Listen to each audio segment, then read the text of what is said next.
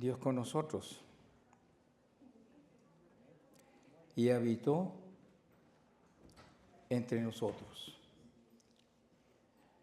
Está allí en San Juan capítulo 1, verso 14, pero este es el fin del sermón de hoy, o de la enseñanza. Voy a comenzar por diciembre 31. Son las 12 de la noche y estamos por terminar la última hora del año. Entonces, gracias a Dios porque tenemos una historia que comienza en el huerto del Edén y que termina dentro de poco. Este, hermano, no es un tiempo para pensar, lo voy a hacer. Es un tiempo para tomar decisiones de lo que ya estamos en el camino haciendo. Podemos continuar nuestra vida como tal o podemos tomar la decisión de cambiar las cosas ahora. Hoy es el día. Como dice la palabra de Dios cuando explica un tiempo difícil de guerras en el pueblo de Israel, hoy es el día de salvación. No es un día para estar en juegos, pensando en lo que nos conviene.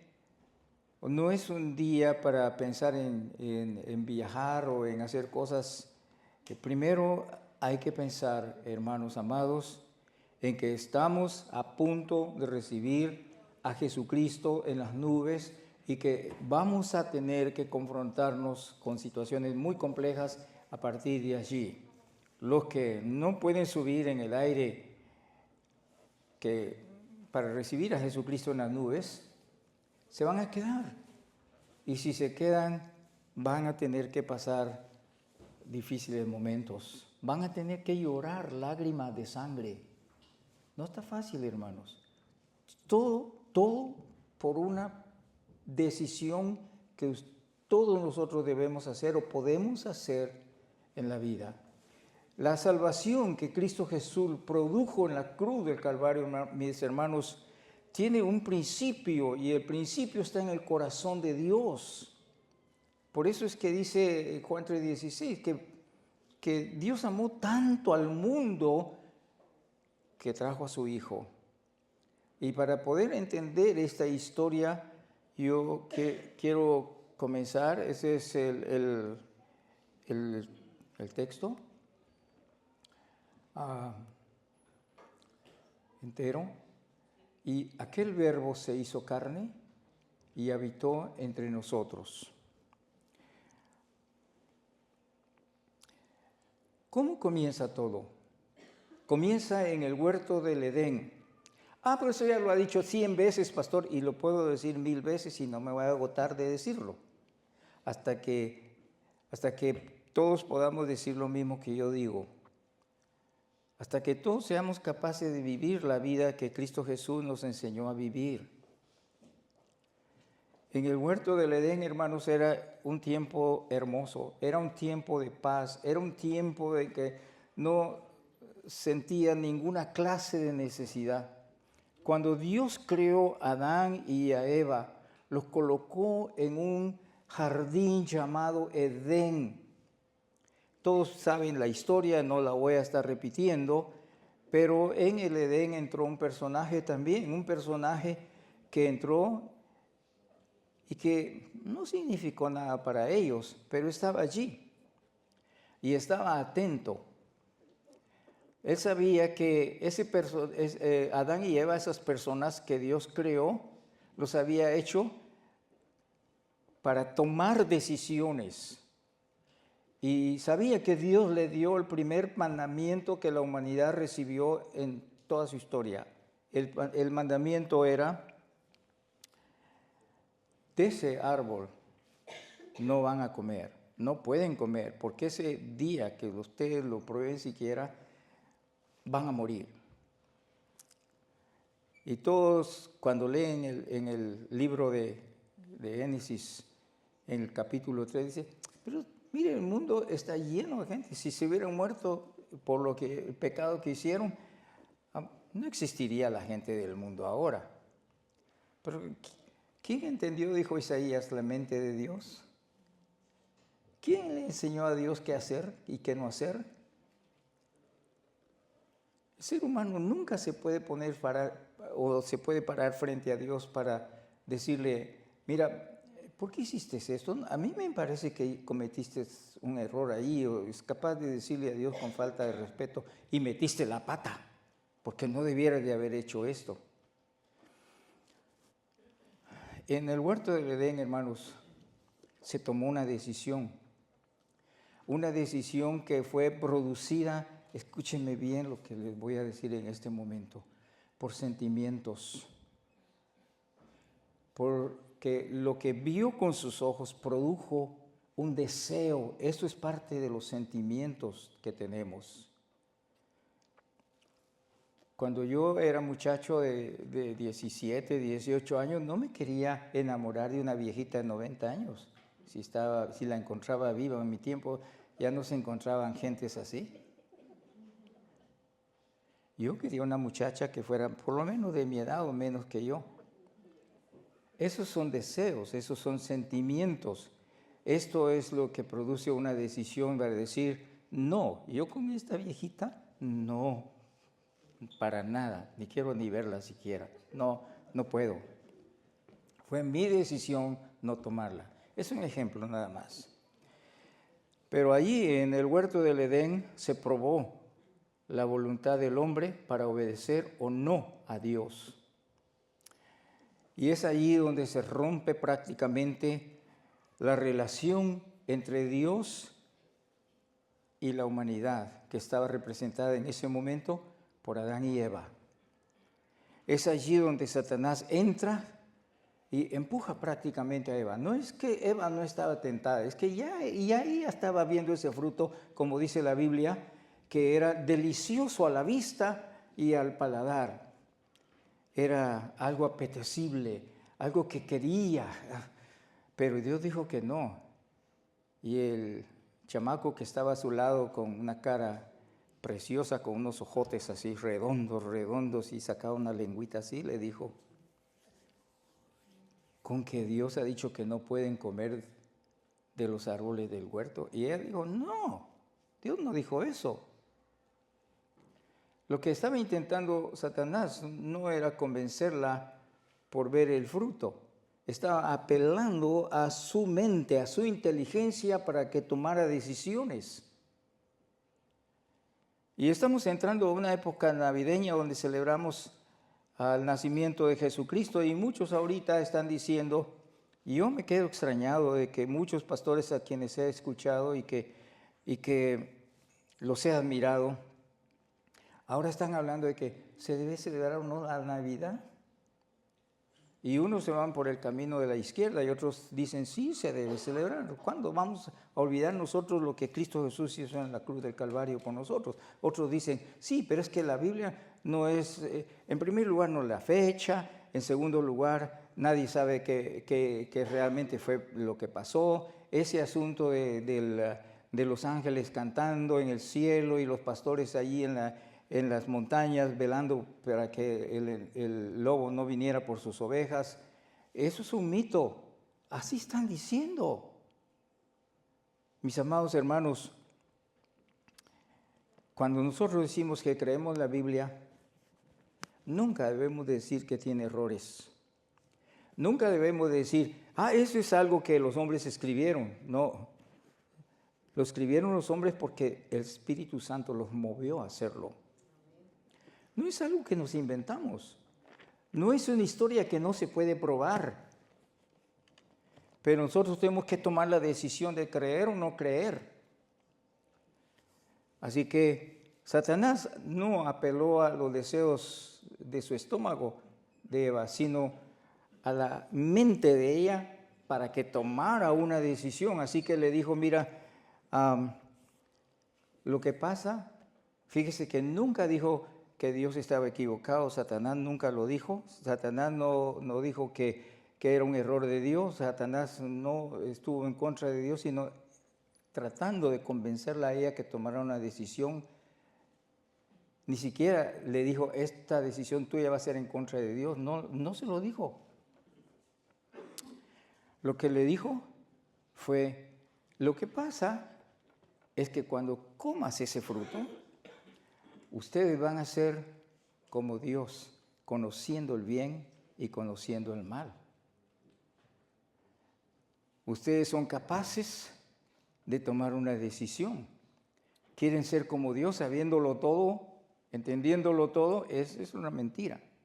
Nadie puede ser como Dios, ni saberlo todo, ni entenderlo todo. Pero con esa mentira estaba convenciendo a Eva de que todo iba a ser bonito, mejor que ahora. Estaban en un huerto, estaban donde no faltaba nada, no hacía falta comida, no estaban sin trabajo porque tenían trabajo. Eso es cierto. Dios no habló que por causa del mal es que les estoy poniendo trabajo. No, claro que no. Pero después le dijo a Adán, le dijo, con el sudor de tu frente vas a poder comer tu pan. En otras palabras, vas a comenzar a sentir lo que cuesta ganarte el pan que te vas a comer. Pero fue por una decisión mal hecha. Y eso es lo que es mi propósito en esta mañana.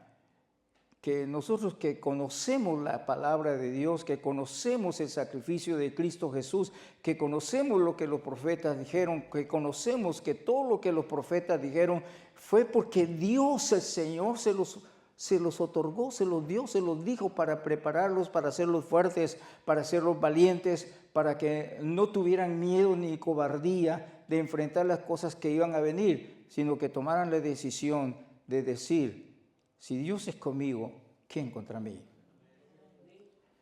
Así que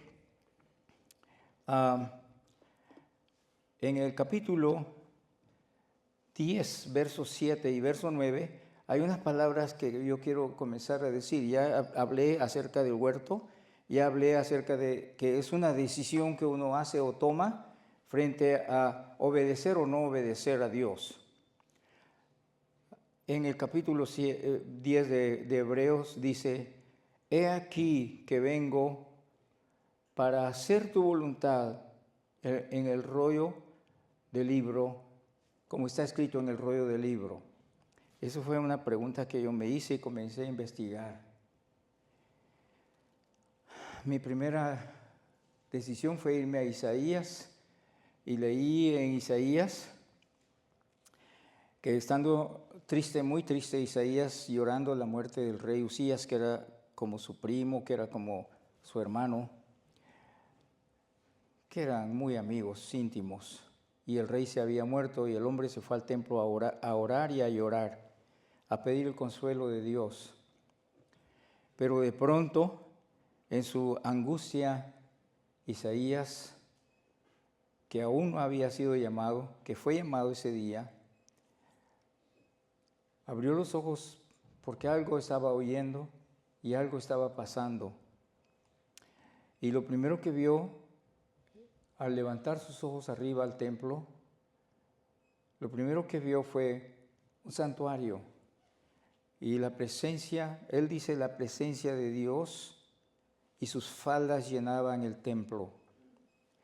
Pero ahí habían ángeles, serafines, querubines y arcángeles, y todos cantaban la canción que hoy cantamos nosotros diciendo, Santo, Santo, Santo, Dios Todopoderoso, toda la tierra está llena de tu gloria. ¿Quién más podía hacer eso? Eso fue lo que me produjo a mí cuando leí en Hebreos acerca del rollo. Y descubrí que se trataba del Antiguo Testamento, que contiene 39 libros y que cada uno de los libros tiene una mano extendida con un dedo apuntando a algo. A Jesucristo, a Jesús. Si vamos a Génesis 3:15, después de que pecó, Adán y Eva pecaron porque desobedecieron a Dios. Cuando digo desobedecieron, fue la decisión que ellos tomaron de no obedecer, que Dios les había dicho que ese árbol no lo tocaran. A veces entre paréntesis cabe pensar en ese momento, ¿y qué si en vez de irse al árbol de la ciencia, del bien y del mal, se hubieran ido al árbol de la vida? Igual los hubiera sacado Dios del huerto. Porque en ese momento, cuando ellos habían decidido desobedecer a Dios, todo cambió para ellos. Todo cambió. Número 1, quedaron separados de la intimidad con Dios. No es que Dios se fue lejos, es que Dios estaba allí, pero ellos ya no tenían acceso. Lo que tenían era vergüenza porque se dieron cuenta que andaban desnudos. Eso era un problema antes de pecar, antes de desobedecer, no era ningún problema. Ellos ni siquiera se daban cuenta que andaban desnudos. Y si se daban cuenta, eran inocentes, eran ignorantes. Necesitaban aprender mucho todavía. Entonces perdieron su comunión con Dios. Por eso es que se pusieron hojas y se escondieron cuando oyeron que Dios estaba paseándose por el huerto. Allí, en ese momento, ellos perdieron otra cosa. Casi nunca hemos hablado de esto y no he oído un sermón todavía que hable de esto. Perdieron no solamente su comunión con Dios, sino también la inmortalidad con la cual Dios los había creado. Y ahí mismo, en el relato bíblico de Génesis 3 dice, tenemos que sacarlo del huerto, no sea que coman del árbol de la vida y vivan para siempre. ¿Por qué?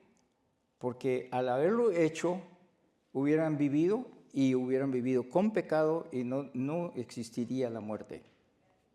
Imagínense todo lo que uno piensa metido allí en ese momento, analizando, estudiando la palabra de Dios, porque es una gran responsabilidad traerla a ustedes y decirle bien dicho.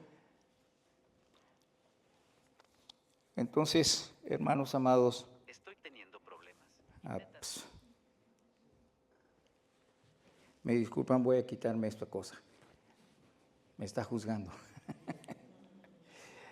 Gracias.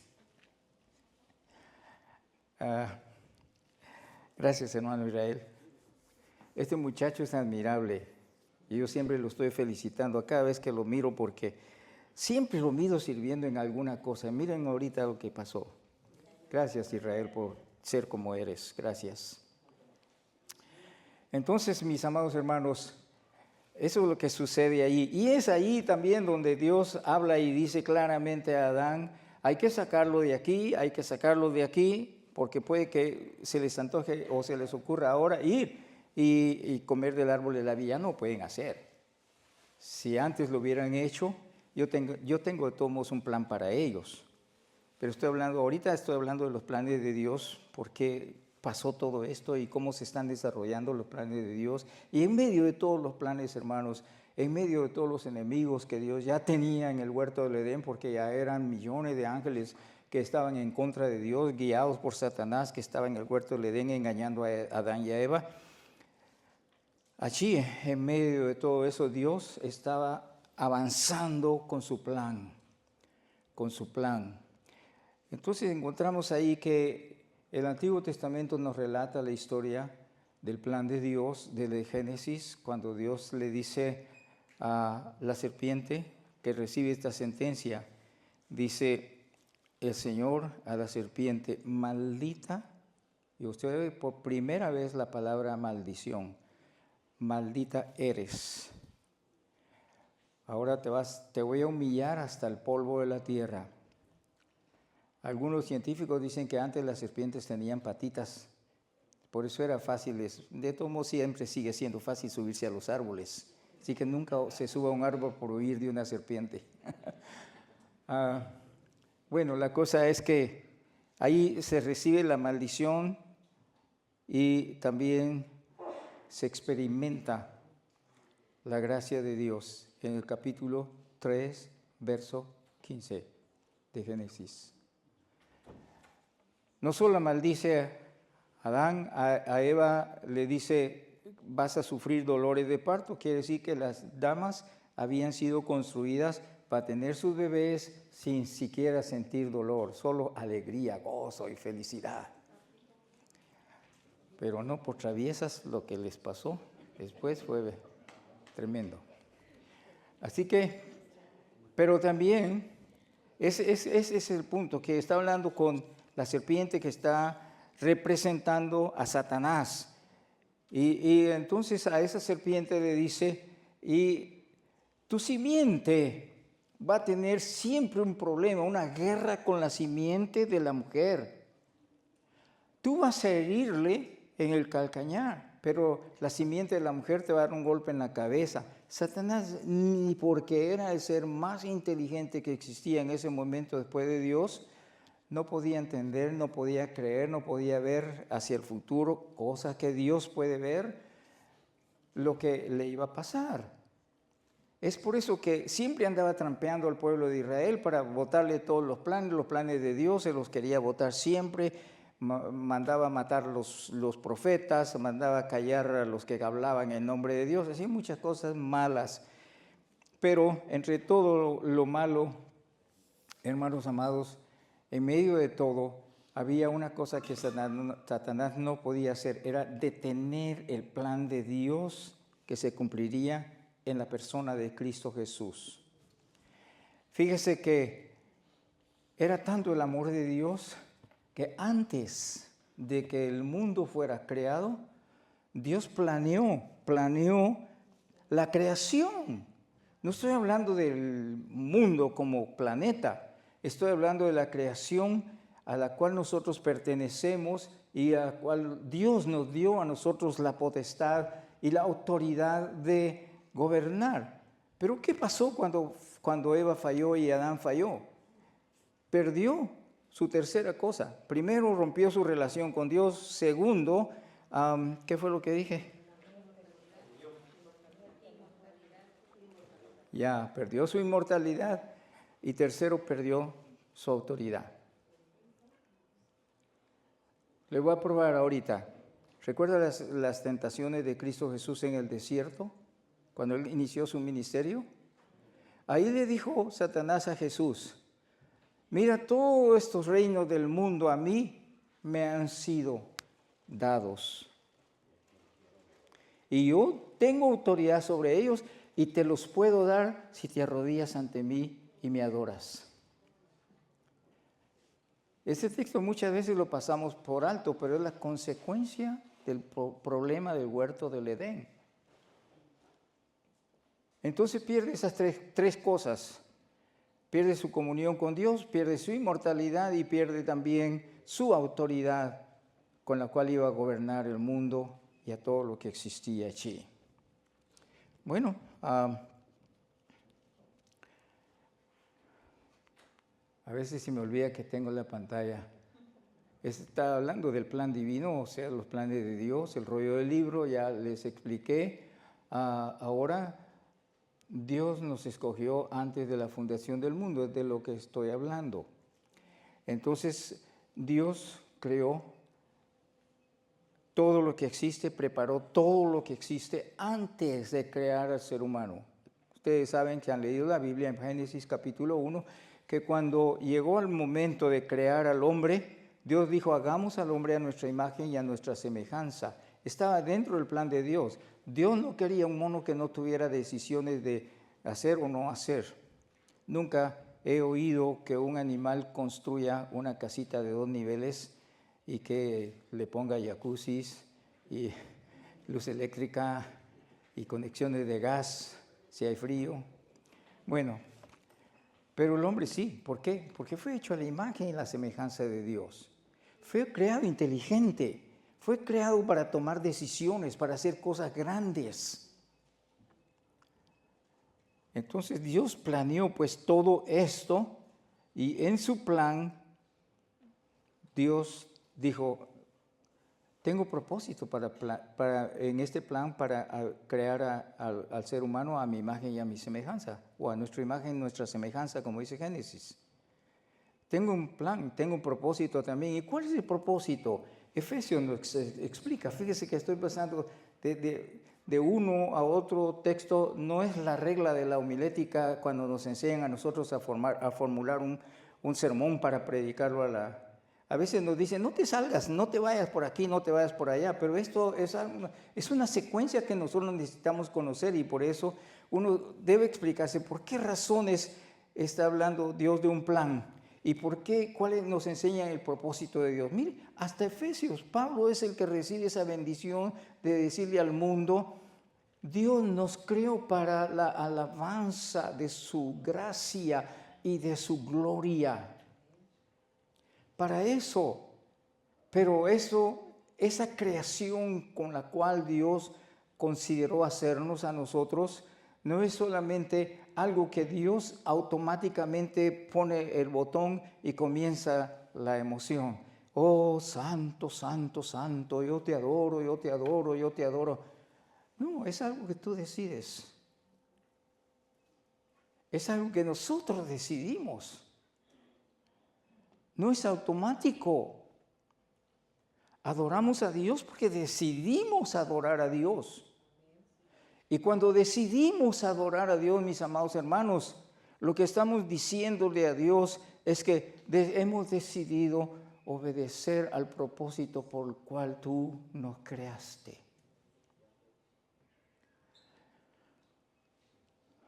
Y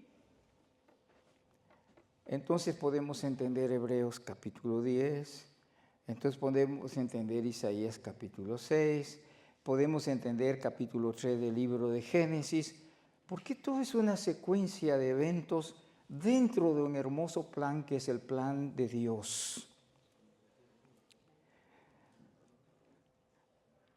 A veces me asusto porque digo,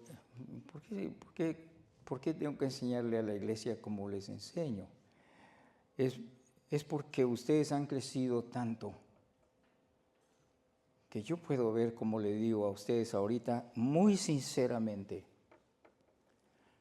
ustedes han tenido un crecimiento espiritual que ya no necesitan caldo de res, sino la carne de la res y los huesos de la res. Ustedes necesitan algo más fuerte, más profundo. Pero un pastor dijo en una ocasión, les estás predicando como si fueran teólogos todos. Ustedes ya son teólogos. Ya conocen suficiente de la palabra de Dios. Lo que estoy diciendo es que lo que ustedes conocen ha sido planeado y ha sido planeado con propósito, solo que ustedes tienen que conocer el plan y deben saber el propósito también. Si no, no llegaríamos al fin. Todo es un camino, es una vía. Por eso Jesús cuando habló en San Juan 14 dijo, yo soy el camino, la verdad y la vida. Hay un camino donde existe una verdad que te lleva a la vida eterna. Es sencillo, pero si no lo saben, no lo entienden. Simplemente es así. Entonces, este rollo del Antiguo Testamento, todo apunta hacia la persona de Jesucristo. Él nos escogió, dice la palabra de Dios, desde antes de la fundación del mundo. Hebreos 1, y el capítulo 1, desde el 1 hasta el capítulo 14, habla exactamente de los propósitos de Dios al habernos creado. Entonces, mis amados hermanos, ahí se produce entonces el pecado dentro del plan de Dios. Ya eso iba a existir, en el plan de Dios ya estaba previsto. Por eso fue que también Dios proveyó y previó el plan de redención dentro del plan de Dios. Pues sabía que el hombre iba a pecar, sabía que el hombre iba a ser engañado, sabía que iba a fracasar y todo eso no lo iba a entender. Por eso es que necesitaba un plan de salvación. Y ahí en el huerto del Edén, Dios creó los primeros pañales de cuero, como dice la canción mexicana. Te los comienzo de lana y te los termino de cuero. Eso es una verdad. Mire, ¿cuáles fueron los primeros calzones que se pusieron? Fueron de hojas de higo. Y recuerde que estaba en el huerto del Edén. No estaba en el patio de mi casa. Yo tengo en mi patio de mi casa una higuera con sus hojitas así, de este tamañito, pero me imagino que la higuera del huerto del Edén era, porque se envolvieron bien, bien. Solo que cuando Dios los confrontó, se les cayeron y se escondieron atrás de un árbol. ¿Por qué tienen miedo? Pues es que tuve miedo porque estaba desnudo. Bueno, esa es historia, pero ese es el punto, hermanos. Dios ahí les enseñó a pedir perdón por ese pecado. Era para prolongarle la vida física, porque la vida eterna ya estaba perdida, la comunión ya estaba perdida. Pero si ellos cambiaban de actitud frente a Dios y tomaban la decisión de ser obedientes ante Dios, es lo que iba a pasar. La sangre de un cordero que había sido inmolado y presentado como ofrenda ante Dios iba a hacer lo que Dios iba a ver, y esa sangre estaba representando la sangre de ellos. Así que cuando usted pasa a la siguiente escena del libro de Génesis, encuentra a Abel y encuentra a Caín trayendo ofrendas por el pecado. Abel trae lo mejor de los frutos de la tierra, que es lo que muchos hacen. Y Abel trajo lo mejor de su ganado, un cordero sin mancha, sin arrugas, un cordero perfecto, simbolizando el Cordero de Dios que quita el pecado del mundo, del que Juan habló, Juan el Bautista. Entonces, mis amados hermanos, estoy explicando eso para que no perdamos la secuencia del plan de Dios. ¿A dónde vamos a ir a parar? Allí se inicia, en el huerto del Edén, se inicia el pecado y se inicia también la muerte espiritual y también la muerte física. Ahí se pierde la comunión con Dios, ahí también se pierde la inmortalidad y se pierde la autoridad que Dios le dio en el huerto del Edén a Adán y a Eva, y le dijo: todo esto ustedes lo pueden disfrutar, ustedes tienen autoridad por sobre todas estas cosas que están aquí y ustedes los van a gobernar, ustedes van a ser señores. Así les dijo en esas palabras: y señoread sobre las aves del cielo, sobre los peces del mar y sobre los animales que caminan sobre la tierra, y coman de todo lo que está producido aquí para comer. Hermanos, pero también ahí se habla del sacrificio de Cristo Jesús. No es quitarle la vida al Hijo de Dios, es hacerle tanto daño como pueda hacerle Satanás, y por eso se habla de una serpiente y por eso se habla de una mordida en el carcañal, porque eso es curable. Eso va a pasar y puede ser sanado. Y ustedes tienen a Cristo Jesús muriendo en la cruz del Calvario, pero no lo dejaron ahí. En el plan de Dios era sanar la herida del carcañal y seguir vivo. Así que al tercer día resucitó Cristo Jesús. Y si esa resurrección no se hubiera dado en Cristo Jesús, todo el plan de Dios se hubiera derrumbado y se hubiera ido a los aires. Se hubiera vuelto espuma, se hubiera diluido, se hubiera terminado para siempre. ¿Quién es ese Mesías? ¿Quién es ese Redentor? ¿Quién es ese que le va a dar un mazazo, pero que dejará a Satanás sin autoridad? Ha perdido su autoridad, porque en la sangre aparece el cordero, no el cordero con la oveja o el macho de la oveja, sino el Cordero de Dios que quita el pecado del mundo. En la cruz del Calvario, el sacrificio de sangre aparece de nuevo, pero esta sangre no es de un animal, es del Hijo mismo de Dios. Y esa sangre, dice Juan 1:7, nos limpia de todo pecado. Nos limpia de todo pecado, nos purifica. Recuerda que Isaías, el salmista David en el Salmo 51, cuando reconoció que había ofendido a Dios tan duramente, se fue, se arrodilló, se postró, lloró y le dijo a Dios: yo he pecado contra ti he pecado. Y le dice un montón de cosas por las cuales él está justificando que cometió un pecado y que no lo va a esconder, que ya lo reconoció bien y que viene aquí para pedir perdón. Y pide perdón, pero también le dice: purifícame, purifica mi alma, purifícame con hisopo. Era que David nos estaba diciendo: cuando venga Jesús, el Mesías, no solamente la sangre de Él te va a purificar el corazón, pero el poder del Espíritu Santo va a purificar tu alma, va a purificar tu espíritu. Ciertamente naciste de una mujer, y por nacer de una mujer pecadora, tú eres un pecador, pero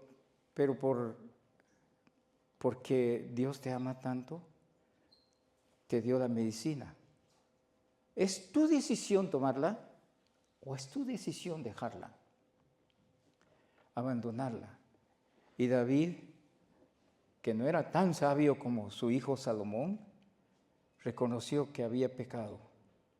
Por eso cuando me oyen a mí decir en momentos de la Santa Cena, reconozcamos, hermanos, en qué momento estamos viviendo, en qué vida estamos viviendo, tenemos que ser humildes ante Dios y decirle realmente: Señor, no hipotéticamente, no como mencioné en mi primera oración, si acaso he pecado. No es si acaso, es que debemos de decirle: Señor, somos pecadores, punto. Yo reconozco que soy pecador. Nada es que si acaso pequé contra ti, perdóname. Es que David no lo pudo decir. Y es que Dios no nos enseña a nosotros a decir si acaso, o tengo dudas, o no sé si tomar la decisión o no. Es que cuando nos rendimos a Dios es porque reconocemos que no somos poderosos, ni siquiera como el más pequeño de los ángeles en el cielo.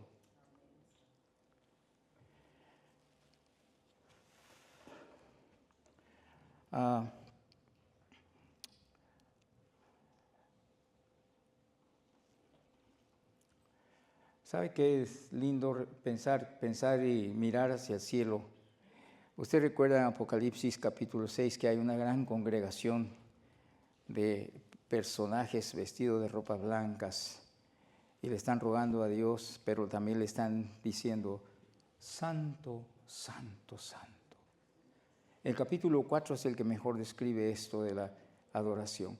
Y cuando Jesús nos explica a nosotros en Efesios capítulo 1 que Dios nos hizo con el propósito de adorarlo, yo me imagino al pastor Alfaro ya sin título de pastor, sin título de universitario, sin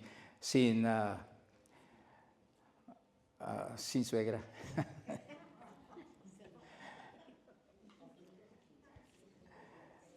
A veces, hermanos, pensamos cosas bien diferentes de lo que realmente es el plan de Dios. Pero le voy a decir una cosa: ni siquiera la esposa ni los hijos van a aparecer a mi lado para que yo diga: mira, Señor, aquí te presento a la familia por la cual me diste el privilegio de luchar y de formar y hacer tu voluntad. Porque Dios no me va a pedir a mí cuentas de mis hijos, sino me va a pedir cuentas a mí de mí mismo. Pero me veo en medio de un gran coro celestial con mis manos levantadas o de rodillas postrado, diciéndole: Santo, Santo, Santo, toda la tierra está llena de tu gloria. Lo veo a usted allí. Ni siquiera voy a decir: Roberto era mi buen amigo. Ahí lo voy a ver con sus dos alotas, un angelón grandote, cantando la par mía. Cantando la par mía, alabando a Dios de una manera extraordinaria. Y no me voy a cansar. Algunas veces ustedes se cansan porque me voy a repetir muchas veces lo que es necesario repetir hasta que lo aprendamos, ¿verdad? Pero Allá no me voy a cansar, van a pasar miles de años y yo seguiré cantando a Dios, que lo adoro, que lo amo, que lo alabo, que Él es santo, santo, santo. Y luego, mis amados hermanos, puedo ver a Jesús en los planes del Padre. ¿Quién es ese Mesías en el pueblo de Israel? Bueno, se lo voy a explicar en términos de Biblia. La Biblia dice en el libro de Isaías capítulo 7, me recuerdo de un sermón que Héctor predicó aquí, un tremendo sermón que predicó Héctor. Esa vez se mencionó el rey Acaz y los grandes temores que estaba pasando el rey Acaz en ese momento, porque estaba siendo amenazado por el rey de Siria, unido al rey de Israel, y querían destruir a Judá, que era el reino del sur. Y Isaías llega y le dice, no te preocupes, le dice, Dios está al control de esto, así que no te preocupes, le dice. Sí, pero dice acá, está Acaz hablando con Isaías y Acaz le deja saber a Isaías que tiene un problema, porque ¿cómo se va a dar cuenta que Dios está con ellos? El hombre se consideraba mal delante de Dios y estaba mal. Realmente lo van a ver por qué. Porque después de que Isaías le dice, no te preocupes porque estos van a ser destruidos, rápidamente. Entonces le dice, ¿quieres una prueba? Le dice Isaías, ¿quieres una prueba de que Dios está en control de tu vida y de cuidar tu casa, de proteger tu país? Y le dice, pídele a Dios que te dé un ejemplo, que te dé una visión, un milagro. Y el rey Acaz le dice, no voy a probar a Dios, no lo voy a probar. ¿Te parece bien rechazar lo que yo te he dicho, el mensaje anterior de que Dios está en control? Ahora te parece bien también que no vas a pedir a Dios una prueba. No, pues incrédulo, no me acuerdo cuántas cosas más le dijo Isaías, no estaba yo ahí, solo lo sé en la Biblia. Pero ahí es donde Isaías, el profeta, le dice, Dios te va a dar esta demostración, una virgen va a dar a luz un hijo. ¿Cómo? Si va a dar a luz un hijo, no es virgen. Pues sí, vas a ver que sí. Porque no es una mujer que se ha acostado con un varón y que quedó embarazada. Eso es lo normal de todos los seres humanos. Pero no, esta es una virgen que va a dar a luz un varón y va a ser conocido, su nombre va a ser llamado, ¿cómo? Emmanuel. Hasta ese momento, Emmanuel.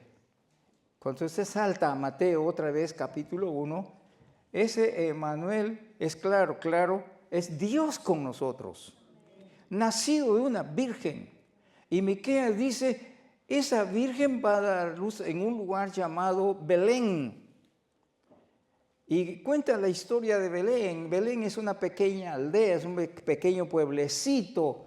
Dice, tú has sido escogida para ser grande entre las naciones. ¿Por qué iba a ser grande entre las naciones? Porque en un lugar casi que no se puede ver en el mapa ni se puede oír en la historia, va a ser el lugar donde va a nacer el hijo de la Virgen llamado Emmanuel, que traducido es, dice Mateo, Dios con nosotros. ¿Están entendiendo, hermanos, la guía, la línea que estamos trazando? Es porque necesitamos ir paso a paso. Y yo quiero que si usted no puede ver eso bien, por favor, perdón que me estoy adelantando a lo que estoy escribiendo ahí.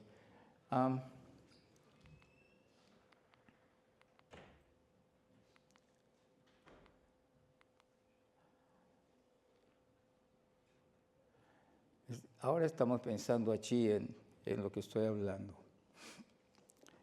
Luego, el mismo Isaías, 2 capítulos más adelante, en capítulo 9, verso 1 al 6, Isaías relata acerca de este Emmanuel, ¿saben quién va a ser?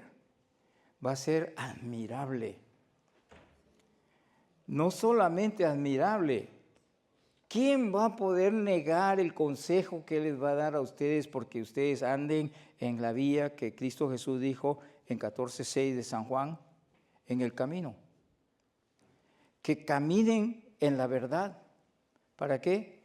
Para que no caigan como lo del camino ancho en el infierno, sino para que vayan por el camino angosto hasta llegar al reino de Dios, a la presencia misma del Señor.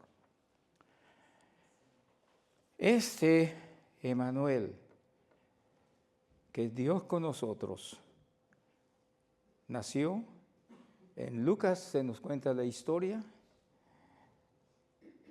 en Mateo se nos cuenta la historia, pero en Isaías se nos dice que no solamente va a ser admirable por los milagros, por la tremenda sabiduría que él desarrolla o desata, y por eso nos cuenta la historia. Si no, Dios no lo hiciera porque no nos interesa a nosotros mucho otras cosas, sino las cosas que son trascendentales para nuestra alma, para nuestra vida espiritual y para que nosotros cada día seamos más fuertes delante de Dios. Allí Isaías dice, admirable, ¿sí? Todavía no había nacido alguien que sacara un muerto tieso, amarrado, lleno de sábanas, de una tumba, solo diciéndole, Lázaro, ven fuera. Y a mí no me van a quitar de la mente el hecho de que Lázaro salió así, como en las películas de ciencia ficción, en el aire, y se fue a poner a un lugarcito donde todos podían atenderlo. Porque Jesús dijo, desátenlo y déjenlo ir. Él no salió con sus pies caminando, oh, gloria a Dios, miren lo que pasó. No, salió así enterito, como saca el pan del horno.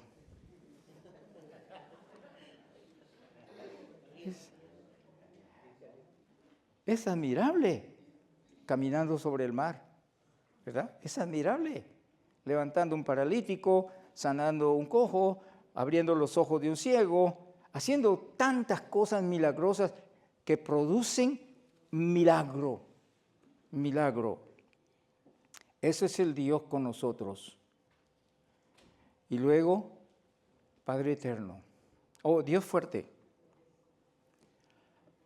¿Sí? ¿Qué no puede hacer? Dice a los vientos, callen, y a la mar enmudece. Con su palabra tiene el poder de detener lo que sea. Con su palabra puede abrir el mar, y Moisés no podía creer que el mar se estuviera abriendo delante de sus ojos. Por eso Jesús dijo, si tienes fe, con la palabra, dile a esa montaña, quítate de ahí, échate allá. Bueno, el punto es que Isaías está hablando de títulos divinos, pero un título divino es el que Dios ha dado a su Hijo Jesucristo, dotado de autoridad y poder. Y luego dice, Padre eterno. Todo el plan de Dios está concretándose y va a terminar hasta el final y se va a cumplir el plan de Dios. Usted elige entrar o elige quedarse fuera del plan de Dios. Es nuestra decisión, hermanos. No nos hizo otra vez como monos, nos hizo humanos. Y recuerde que en el Génesis mismo dice, ahora hay que sacar a esto de aquí porque ya son como nosotros, sabiendo el bien y el mal. O sea, nosotros ahora somos capaces de tomar decisiones conscientes de lo que vemos, sea bueno o sea malo.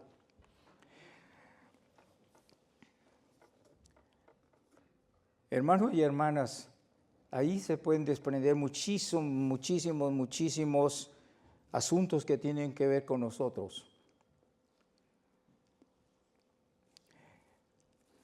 ¿Cómo se sentiría usted con $1 millón en el banco a su nombre, disponibles en cualquier momento para cuando usted quiera comprar su carrito, su buena casa y zapatos nuevos, y pedir al resto de la iglesia, hermanos, yo tengo $1,000,000 en el banco, quiero limpiar mi casa o quiero cambiarme de casa y no quiero sacar pero ni un par de zapatos. Vayan a mi casa, yo dejo las puertas abiertas y ustedes cojan lo que quieran, llévenlo. Lo que quiero es vender la casa porque no la puedo vender si la tengo lleno de chunches, así que vayan, cojan lo que quieran. Sí, hermoso, ¿verdad? Gracias a Dios que Él tiene una mejor que nosotros las vemos. Nosotros debemos tomar las decisiones. Pero la ambición es una de las cosas peores en la vida, porque ambicionamos muchas cosas que muchas veces no están en el plan de Dios para nosotros tener. ¿Se acuerda el último de los mandamientos de Moisés en en el Éxodo capítulo 20 o en el Deuteronomio capítulo 5? ¿Se recuerda eso? La codicia. La codicia y la ambición son primas hermanas. Porque la codicia es también querer tener lo que otros tienen. Querer comer lo que otros comen. Querer beber lo que otros beben. Querer tener la mujer de aquel que es mi hermano o es mi pariente o es mi amigo, mi gran amigo. Yo quisiera tener a su mujer. Codicia. Por eso el último de los mandamientos dice, no codiciarás la mujer de tu prójimo, ni la yegua de tu prójimo, ni el gato de tu prójimo, ni la casa de tu prójimo. Nada de eso. Pero el primero es, no te vas a ir por otros rumbos. Primero piensa en mí. Por último, piensa en la codicia y toma la decisión de obedecer o desobedecer. No desobedezcas lo que yo te voy a decir ahora. No adorarás dioses ajenos delante de mí. No adorarás, no te postrarás ante nada ni ante nadie. Isaías lo describe bien en Isaías 42 al 44. El Salmo 34 dice también igual, el Salmo 115 lo dice igual. Todo lo explica perfectamente bien para decir, Dios es único y solo Él es Dios. Y nosotros decidimos si lo obedecemos o no lo obedecemos. No te inclinarás ante nada que no sea yo. Pero sí, mis hermanos, a veces hacemos de nuestros hijos un Dios. Hacemos de nuestro trabajo un Dios, y si no lo hacemos Dios, lo hacemos ídolo, y nos inclinamos ante ese ídolo, que es trabajar como decía mi mamá, trabajar como buey, y después de todo no tener nada. O como dijo el profeta también, el profeta Amós, recogen tanto en la bolsa en que les echan su salario, no se dan cuenta que la bolsa abajo tiene un gran hoyo. Igual que le están echando su salario, la agarran la bolsa y se van y no se dan cuenta que todo está yéndose afuera. Cuando llegan a su casa con su bolsa vacía, se dan cuenta que no tienen nada. Trabajaron como bueyes, pero no tienen nada. A veces son ídolos. Si mi hijo estornudó esta mañana, nadie va a la iglesia porque el hijo está con gripe. Tal vez no tiene nada. Tal vez le pasa lo que me pasa a mí. Salgo un ratito afuera y regreso estornudando porque el frío, yo soy alérgico al frío. Entonces, claro, me va a dar estornudo, pero no he oído nunca a mi esposa decir, ay, pobrecito el hombre tiene gripe. Mire, hasta los ojos le veo rojos. Debe tener fiebre. No, ella nunca va a decir que fumo marihuana o que se me ponen los ojos rojos, pero estamos hablando de idolatría. Yo literalmente he visto muchos hermanos aquí de la iglesia que cuando viene su artista que más admiran en la tele, sus conciertos no se los pierden en la tele, pero si llega a Chicago y se van al Rosemont Horizon, entonces compran el ticket que vale 100 o 150, depende lo más cercano que ustedes puedan estar. Y entonces se van, ¿qué iglesia ni qué nada? Dios ya llegó al otro domingo, ¿ok? Me esperas. Eso es decisiones que nosotros muchas veces tomamos, obedecemos y decimos, no, eso no me va a sacar. Yo no me voy a inclinar ante esto que es un ídolo, no solamente de mi alma, pero es un ídolo de la nación entera. Mire, todo el mundo lo escucha y ahí con grandes planes. Pero cuando se trate de dar sus diezmos, ay, es que no tengo trabajo, ay, es que esto, ay, es que el otro, sí, un montón de cosas. En realidad, hermanos, o Dios es Dios y lo obedecemos, o mejor, alejémonos para siempre de Él y de una vez. O sea, así decidimos, nos vamos al infierno y no dejamos de estar disfrutando, o nos vamos al cielo y tenemos que obedecer la voz de Dios, porque aquí el camino es angosto, hay muchos tropiezos en el camino, pero mi fidelidad dirá lo que Dios va a decir en el día del juicio final. ¿Recuerda? Mateo 25, porque en lo poco has sido fiel, en lo mucho te pondré. Así que la fidelidad es algo que Dios ama. Ese Mesías es el príncipe de paz. Un día dijo el príncipe de paz, dijo, mi paz os dejo, mi paz os doy. No la da como el mundo la da. ¿Escucha eso? No es cosa de estar lleno de cosas para sentir paz, porque eso no trae paz. A veces trae conflictos. Los hombres que se han tirado de los edificios más altos en New York no era porque no tenían millones y millones de millones en sus bancos. Era porque tenían conflicto de que ahora lo estaban perdiendo todo y no lo aguantaron y ¡pum!, se tiraron. Se metieron un balazo, se tomaron un veneno o se estrellaron su carro a propósito con un tren, lo que sea. Estoy hablando de un Dios que es admirable, que los consejos de Él no se pueden rebatir, que un Dios que es Dios fuerte, que es todopoderoso, que es Padre eterno, que es príncipe de paz. Porque nadie da la paz que Cristo da. Nadie da la paz que Cristo da.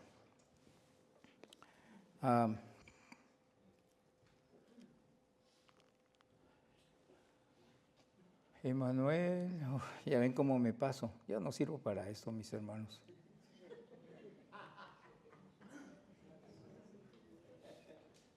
Hablamos ahora del Redentor.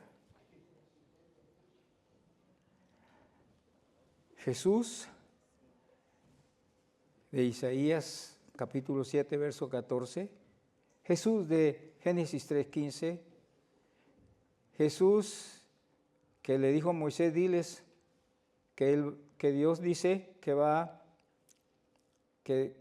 Dios va a levantar un profeta mayor que tú y que todos deben oír a él y lo van a admirar a él, no a nadie más en el mundo. Para el judío, Moisés, agáchese cuando menciona el nombre Moisés. Para el judío, como le dijeron a Jesucristo, nosotros no somos hijos de fornicación, somos hijos de Abraham. Gracias, hermano. Somos hijos de Abraham. Es el orgullo mencionar el nombre de Abraham, es el orgullo mencionar el nombre de David, el nombre de Moisés. Hay grandes líderes dentro del pueblo de Israel.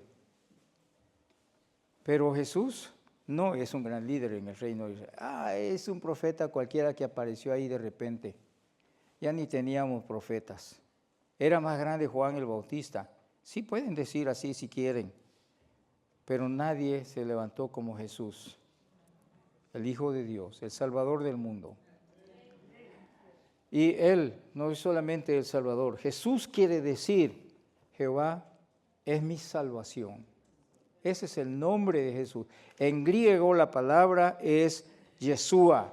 En español la palabra se traduce en una frase que quiere decir, Jesús es mi salvación. Y luego, Jesús es mi redentor. ¿Sabe qué quiere decir redentor? Uno que redime. ¿Sabe quién es uno que redime? Es uno que paga por el precio por otro, por lo que quiere. Si usted fue a empeñar esta Biblia a, ¿cómo se llaman esos? A la casa de empeño, sí. Y esta Biblia le costó a usted $100, pero usted la fue a empeñar porque necesitaba $10 y se lo dieron fácilmente, porque si no lo viene a reclamar, yo la vendo por 50, por 40, o si la vendo por 20, por lo menos ya me gané al 100%. Entonces lo que usted hace es logra salir del apuro, y cuando ya tiene los $10 y tal vez un poquito más para pagar los intereses, va y redime su Biblia, o sea, recupera su Biblia. Eso quiere decir redentor. Y Jesús, como el redentor de Israel y del mundo, es el que redime al hombre. Lo redime porque el hombre ya estaba vendido a Satanás. Ahora Jesús se lo va a arrancar de las manos a Satanás y lo va a poner, como dice Colosenses, del lago de lodo cenagoso, y lo va a colocar en la roca firme, en la roca de la que dicen los estudiosos, dice que es la roca de la salvación, que es la roca angular con la construcción del edificio, refiriéndose a la iglesia, no al templo, sino a la iglesia que somos nosotros. Y bueno, mis amados hermanos, este Redentor es el que pagó el precio en la cruz del Calvario. Este Redentor es el que Él pagó por nosotros mucho más de lo que nosotros valemos. Jesucristo es el Redentor, nuestro Salvador, porque nos sacó del infierno y nos colocó en puertas al cielo. Dios con nosotros. Y Dios con nosotros, como dice Manuel, como dice Mateo en capítulo 1, Dios con nosotros se cumple en Juan capítulo 15, Juan capítulo 16, donde dice que el Espíritu Santo estará con nosotros para siempre. Es el Espíritu de Cristo Jesús, es el Espíritu del Padre, es el Espíritu Santo, Él es Emmanuel, Él es Dios con nosotros. Y yo no quiero irme más allá de explicaciones, ¿por qué? En primer lugar, ya se me fue el tiempo. En segundo lugar, tenemos varios domingos más donde nuestros hermanos van a arrancar de aquí y van a seguir predicando acerca de la razón por qué Cristo Jesús nació y cuánto vale su nacimiento, por qué lo celebramos. Hermanos, celebremos a Cristo Jesús sin miedo, sin temor. El árbol de la Navidad no es un asunto que se inventaron los druidas, es un invento del cristianismo como tal, porque un arbolito no es solamente algo que se pone en la Navidad, también lo sembramos en nuestras casas para que produzcan flores bonitas. ¿Acaso no tenemos flores bonitas? Nosotros no nos gustan las flores bonitas. Bueno, pues no solamente por una razón, pero el árbol de la Navidad, fíjese bien los colores: blanco, verde, rojo. Blanco significa la santidad y la eternidad de Dios, el verde significa la eternidad de Cristo Jesús, de Dios, y el rojo significa la sangre preciosa de Cristo Jesús para redimir el mundo, para traernos de nuevo al reino celestial. Amados míos, al final de cuentas les voy a dejar una sola palabra para que ustedes nunca se olviden de esto. Es su decisión. Nunca olvide que la decisión de estar con Dios es suya y la decisión de estar sin Dios es suya. Y pórtese bien. Que Dios les bendiga.